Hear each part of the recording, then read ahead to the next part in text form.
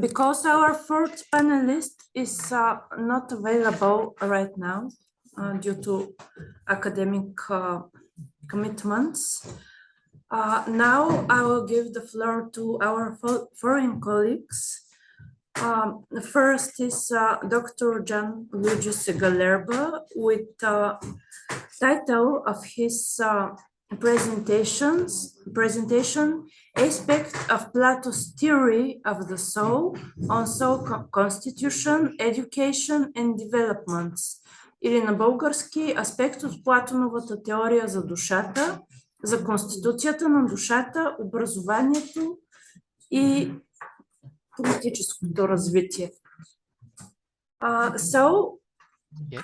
Floor is yours, dear Yes. Dr. Segalerba. Thank you very much. Thank you very much for the invitation. I hope that you can hear me well enough and that you can see my PowerPoint. Can you see my PowerPoint, perhaps? Yeah, we all can see it. Okay, thank you very much. Of course, you can see the PowerPoint is very long, but I will, of course, read and analyze only some pages of it. Of course, the PowerPoint is at your disposal, and I will send you at your address, for instance. Thank you. Now I will analyze only some of the pages. Of course, I would like to thank you very much for the invitation. And of course, all materials are at your disposal. You only need to send me an email. I would like to say this. Of course, I would like to have contacts with your institution also after the conference. I would like very much to prosecute the contacts. And also as explanation, the pages with design are my notes, and the pages of the PowerPoint without design are quotations from Plato. Now I can pass over these points about the editions. I would like to present you the thesis of my research in this occasion. That is, the main thesis are that individuals are in and for themselves being exposed to the danger of moral degeneration in Plato, in my opinion, at least as far as regards my interpretation of some points of the Republic, and not only of the Republic, but mainly of the Republic. Individuals are exposed, suspended, problematic entities. It is their own constitution as such, their soul constitution in particular, which exposes them to the danger of moral degeneration, and individuals are actually a concealed multiplicity of entities. The tripartition of their souls is, in my opinion, real. It is discussed on this point. There are interpreters who say that the tripartition of the soul is only in Plato, only exclusive and apparent tripartition, but I think not. I am of the opinion that the tripartition is an actual tripartition. That is, that each individual for Plato has three parts in him. The three parts are divided from each other, at least up to a certain point. And of course, dependent on the unification and of the unity which each individual can reach, the individuals can be very different from each other, and they can be also morally different from each other. And in particular, only education, we can read here, can give stability to the individuals. That is, the stability of the person is not given from the beginning. The stability of the person should be reached. How to be reached? Needs to be reached. It is anyway not given immediately. And morality, the level of morality is, of course, not correspondingly not given, should be reached. How to be reached? With a long thread of education. Excuse me if there is not a soul. There are different souls depending on the received education. That is, for Plato, of course, the components of the soul, the factor of the soul, the three parts of the soul are given, but depending on the evolution which any soul has, we can have different individuals which are profoundly different from each other. And we can see this, for instance, in book 8 and 9 of the Republic, when Plato analyzes the generation of the constitution and of the individuals. Education knowledge is actually for Plato the basic aspect in the fundamental aspect in the Republic, and we can see it through many passages of the Republic. Yeah, I would like to propose a scheme regarding the Republic. For instance, in book 4, we see how justice and injustice function. We see that injustice derives from the lack of the right education. In book 5, we observe the difference between individuals living in the dimension of knowledge and individuals living in the dimension of opinion. And in order to reach the right dimension of the rational part, knowledge is necessary. We can see it many times in Plato. Therefore, the whole program of education is necessary, since without education, there is no way to reach the realm of being. Books 4, 5, 7, and 9 of the Republic are connected to each other. Book 4 shows, for instance, the necessity of the leadership of the rational part. Book 5 shows the difference between ways of contact with reality. Book 7 shows that the education program to being, which is necessary to have the right unification of the individual's parts. And book 9 shows the application of the knowledge to the desires and the necessity of knowledge in order to dominate the bad desires of the soul. As premise on the human soul, I would propose the following one, that is, I adopt the interpretation which maintains the presence of an effective tripartition of the individual soul, at least in the embodied condition in Plato's Republic. Every individual soul, when the soul is embodied, that is in the earthen life, is composed of 3 mutually independent components: the rational part, the spirited part, and the appetitive part. Despite the 3 parts having contact with each other, they conserve nonetheless a certain degree of mutual independence. These parts are, in my opinion, to be interpreted as potencies, since they are the principle of the individual actions. In my analysis, I do not deal with the question of the presence of difference or of the absence of differences between Plato's interpretation of the Soul and Republic books 4 and 9 on the one hand, and Republic 10 on the other hand, since my analysis is exclusively concentrated on some aspects of the soul's embodied condition. And my analysis, good and evil, I have to say these, are good and evil in the human dimension, that is, as realizations produced by man. I do not refer to the cosmological good and evil in this context, and I do not refer to the idea of good described in Republic 6. In my analysis, I would like to expose some suggestions on Plato's interpretation of the origins and the causes of evil in the human dimension. I mainly base my analysis on some passages from Plato's Republic. The thesis of my analysis is that the root of the existence of evil in the human dimension lies in the structure of the human soul as such. The human condition consists in being imperfect, suspended, and exposed. Human beings are exposed to the risk of moral degenerations because of the very nature of their soul, since the souls being composed of different parts and the mutual relations holding between the 3 parts cause the emergence of justice or injustice. The origin of evil is within us. We are the cause of any moral degradation in the human dimension, no matter whether we speak of individuals, societies, or of human history in general. Hence, we do not need to seek far away from ourselves in order to find the cause of any bad deed whatsoever. Plato is searching in the Republic for a way out from all the negative dispositions connected to the human soul. We can see through Plato's observation the structure of the soul that the soul is composed of 3 potencies: rational part, logistikon, spirited part, homoides, and the appetitive part, epizometikon. Every individual is as such a plurality of at least partial independent entities. We are born dividing ourselves. Their unification of the parts of our soul is morally indispensable. The souls being composed of different parts shows us into the moral questions of justice and injustice. The main problem concerning our soul is that we ought to seek a morally correct equilibrium between the parts of our soul. This equilibrium is not given. It will not arise by itself. It must be reached, and it can be reached only through appropriate education.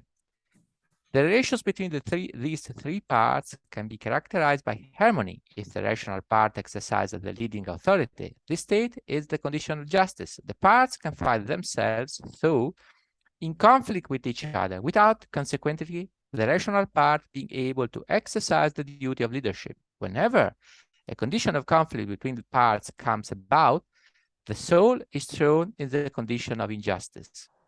And both good and evil individual come about from the correct or incorrect condition of the soul. Philosophical education exercises, therefore, a decisive role in the development of justice, since only this kind of education can produce the development of the rational part. Without the correct development of the rational part, individuals will be always exposed to the risk of moral degeneration. The strengthening of the rational part is therefore necessary. Book 4 of the Republic needs the extension represented by Book 5 in order that the instability of the dimension of opinion, the stability of the dimension of being and of truth to be analyzed. And furthermore, Book 4 is connected to Book 7. The program of education is thought out in order to strengthen the rational part of the individuals. Moreover, Books 8 and 9 shows the consequences that would happen in case of the lack of appropriate education. In my analysis, the causes of the present of evil are shown through some passages of the Republic, which I am not going now to read because it would require far too much time. But I first describe Plato's definition of justice and injustice. Then I examine a passage in which Plato describes the presence of criminal instinct within us. Afterwards, I take into consideration images of the soul confirming the presence of morally difficult elements within our nature. The way out from the problems represented by the structure of our souls consists, in my opinion, in the progressive assimilation to the real of being. I can now, the wild description of the degeneration, both of the individuals and of the constitutions in Republic Books 8 and 9 shows that something within us morally does not function. These produce every kind of troubles in individuals, in nations, and in general in human history. Actually, men are always exposed to the risk of moral degeneration. The weaker the philosophical education is, the greater is the risk of moral degeneration, at least in Plato. The common point in different forms of degeneration is the absence of the factor of education. That is, without education, philosophical education, I mean, there is a degeneration of individuals and of society. It is true that the degeneration can happen in any case. Without education, though, the degeneration cannot be limited. And now I would like to, since we have not so much time, I would like to make a spring, of course. We can speak in another occasion of different aspects, but well, this is in my second point, my second main point, that is the necessity of the assimilation to the realm of being in order to let the soul reach a consistent, a morally consistent condition of health. The solution to the problem of evil is education to philosophy. There is no other way. Only education through and to philosophy can illuminate the subject on the existence of another dimension than the average life dimension. And only education through philosophy can give the subject the elements for the subject to understand the right value of every aspect of reality. In order to understand the limitedness of the value of the appetitive sphere, the subject should be aware of the outer reality, of its complexity, and of the plurality of dimensions of reality. I would like to quote a short passage from Republic 9, 589, in order to give some elements concerning Plato's strategy regarding the assimilation to the realm of being, that is, to the realm of ideas. Plato says, on the assimilation to the realm of being, for presumably a Demantus, a man who has his understanding truly turned toward the thing that has no leisure to look down toward the affairs of human beings and to be filled with envy and ill will as a result of fighting with them, but rather because they seize and contemplate things that are set in a regular arrangement and are always in the same condition, things that neither do injustice to one another nor suffer it at one another's ends, but remain all in order according to reason, he imitates them, and as far as he can, conform himself. Or do you suppose there is any way of keeping someone from imitating that which he admires, and therefore keeps company with? It is not possible, he said. And Plato goes, for one say, then it's the philosopher keeping company with the divine and the orderly who becomes orderly and divine to the extent that is possible for a human being, but there is much slender abroad. Of course, if some necessity arises, I said, for him to practice putting what he says there into the dispositions of men, both in private and public, instead of forming all himself, do you suppose he'll prove to be a bad craftsman of moderation, justice, and popular virtue as a owl? Least of all, he said. So, end of the quotation. And now some observation in order to conclude. It is clear on the basis of this passage that contact with the realm of being produces a modification in the subjects. The nature of man, through contact with the sphere of being, is being progressively assimilated to the realm of being. The assimilation comes about in a measure that it is possible for an individual. Men have precise limits as regards their capability of knowing and therefore of transcending the average dimension. Knowledge is transformative and a revisionary knowledge. The process of knowledge modifies the nature of the knowing subject. Ideas are therefore entities liberating the subject from the limitations connected to the average dimension in which the subject must live. Individuals meeting ideas become at least partially free from their limitations. Ideas are, on the one hand, theoretical entities for theoretical knowledge, but they are, on the other hand, the basis of the assimilation of the subject to an alternative reality. Ideas possess thus a double function. They possess a double value since they are contents for theory and are factors for the transformation of the individuals. It can be spoken of a correspondence between the dimension of the soul, the state of the knowledge, and the dimension of reality. It can be spoken too of a correspondence between levels of knowledge, states of the conscience, and levels of reality. Levels of knowledge, levels of ontology, levels of the development of the subject, and levels of the moral progress of the subject are strongly connected. They correspond to each other. Knowledge of ideas is immediately moral transformation. The subject becomes other than the original was, since the subject develops his sight of our reality and becomes therewith able to give the right value to every one of its components. Philosophical knowledge produces a transformation in the individual in the sense that philosophical knowledge enables the individual to become aware of the partiality and therefore of the falsity of the average dimension of life. Since ideas are entities not bound to the limitedness of the average dimension of living, ideas enlarge the view of the individuals meeting them. On the contrary, without having access to the ideas, the individual is imprisoned in the limitation of the average life. The vision of reality possessed by all those who can discover the dimension of ideas is completely different from the vision of the reality of all those who cannot discover this dimension. Different ways of living correspond to the different visions of reality. Philosophical knowledge and lack of philosophical knowledge are not only conditions of knowledge, but also ways of living. I can conclude here because I see that the time is over. Of course, I would like only to... you have. Yes. Yeah. Yes. So I can perhaps say something which is in the PowerPoint, but is not immediately here. That is, we can see confirmation or analogies with this idea of the transformation of the individual, for instance, in the long allegory of the Phaedos, the chariot allegory of the Phaedos, where it is, so to speak, said that in a metaphorical way, of course, that if the individual has contacts with the dimension of being, then the individual remains in a high level of morality. But if the individual, on the other hand, lose contacts with the dimension of being and of ideas, then the individual is, in the allegory, condemned to the transmigration of the soul, to the incorporation, that is, it is condemned to a degeneration, a degradation of the soul. And in order to reach the true dimension of reality, the individual should discover again the philosophical dimension, and the dimension of being and of the ideas. That is, it is always the idea that the opinion in Plato that